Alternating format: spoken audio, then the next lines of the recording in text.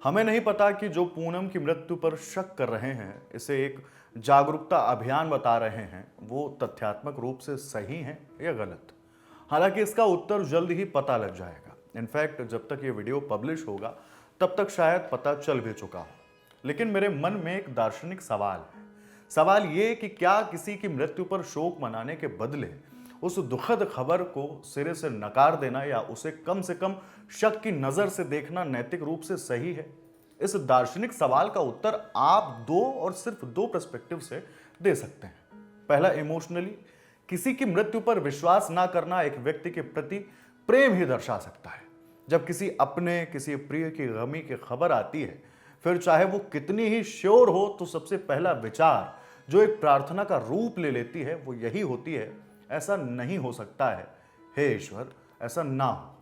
दूसरा perspective logical है, जिसे साइंटिफिक टेम्परामेंट कहा जा सकता है, जिसमें इमोशन की कोई जगह नहीं होती, नहीं होनी चाहिए।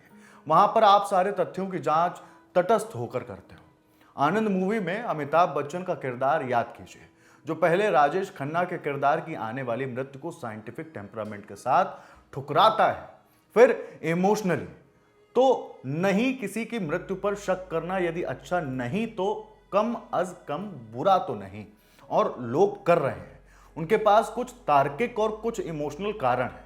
उनके बारे में बात ना करने से हम पॉलिटिकली करेक्ट और वो पॉलिटिकली अनकरेक्ट तो हो जाएंगे। लेकिन चलिए एनीवे बात करते हैं उन बातों के बारे में जिनके बारे में लोग बात कर रहे हैं। तर्क एक, देश।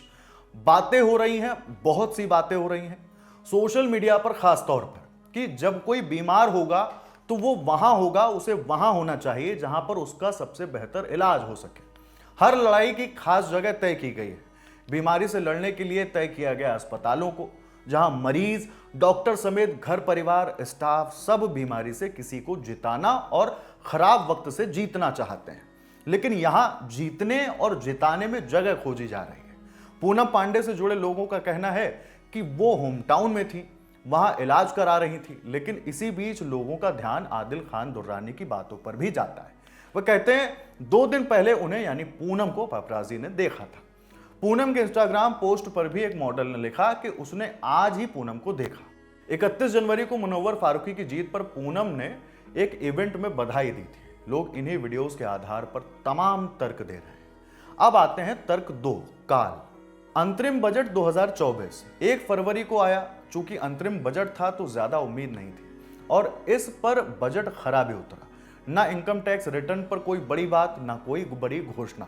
बजट भाषण भी सबसे छोटा, लेकिन इसके बावजूद कुछ एक चीजें ही उसमें इम्बोज थी, प्रोमिनेंट थी, जिनमें एक था सर्विकल कैंसर। वही सर्विकल कैंसर जिसके बारे में बताया जा रहा कि यही पूनम पांडे की 2 फरवरी को हुई मृत्यु की वजह बना। और प्रॉक्सिमिटी इतनी कि 24 घंटे के भीतर भीतर दोनों बड़ी घटनाएं हो गईं। इसलिए ही उनकी रिसेंट इंस्टाग्राम पोस्ट में कुछ कमेंट्स में लोग आश्चर्य जता रहे थे कि क्या यह सर्विकल कैंसर पर जागरूकता अभियान है या अकाउंट हैक हो गया है। इस बात पर भी लोगों को आप सोशल मीडिया पर बातें करते हुए देख सकते हैं कि पूनम पांडे की मृत्यु की प्रेस रिलीज में भी सर्विकल कैंसर की जागरूकता की बात कही गई है। तर्क 3, परिस्थिति। देखिए, अंत में ये जरूर कहना चाहेंगे कि हम इस दौर में हैं जहां पर कोई भी किसी भी खबर को शक की नजर से देखने का आदी है। फिर चाहे वो मौत की खबर हो या मौतों की ही क्यों ना हो, बस वो सबके सामने स्वीकार नहीं करता क्योंकि उसे पॉलिटिकली करेक्ट होने की चिंता है।